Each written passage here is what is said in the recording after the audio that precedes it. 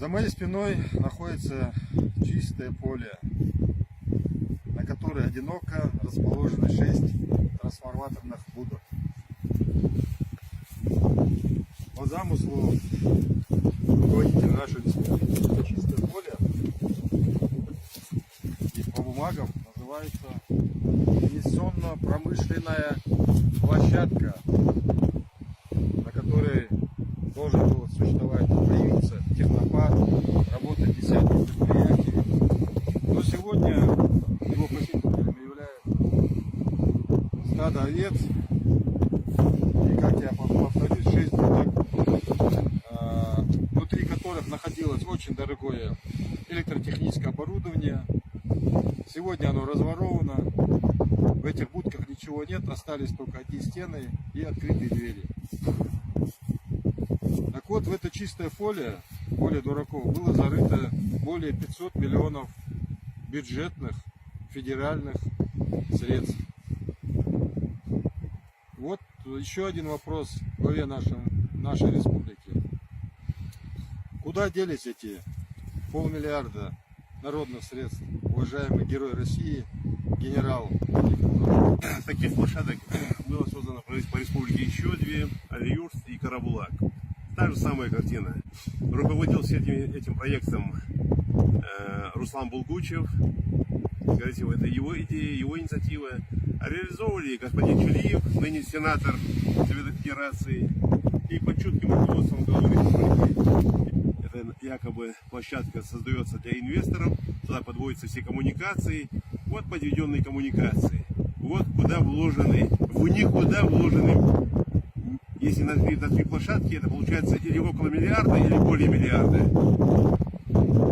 Эту цифру мы можем поднять. Но самое главное, вот варварское отношение. Куда ушли миллионы, миллиарды рублей? Это чья преступная халатность? Чье это небрежное отношение к этому веренному имуществу? Кто за это должен отвечать? Неужели вот на это голое поле нужно было вливать эти миллиарды рублей? Неужели у нас некуда было на другие проекты или на создание рабочих мест? Где эти рабочие места? Где эти инвесторы? Под кого это все было сделано? Все это дутые подписания контрактов, все это дутые поездки в Сочи. Ничего нет, кроме говорильни и обмана и замыливания глаз людей. Поэтому я думаю, даже ситуация в Алиюрте, как нам сказали сейчас, и желания туда уже ехать нет. На 10%, по моим данным, Карабулакская площадка работает, и то около 10%. Вся площадка бедствует, вся площадка разграблена, унесена. Уважаемые федеральные министры, уважаемое руководство России, все инвестиционные проекты, которые реализовываются в Ингушетии, это сплошная профанация. Это просто проекты по разбазариванию и воровству денежных средств Федеральных. Неужели вам не жалко тратить эти денежные средства, эти народные средства? Почему вы позволяете ворам разворовывать средства, которые могли бы пойти на благо и Республики Ингушетии, и других субъектов Российской Федерации?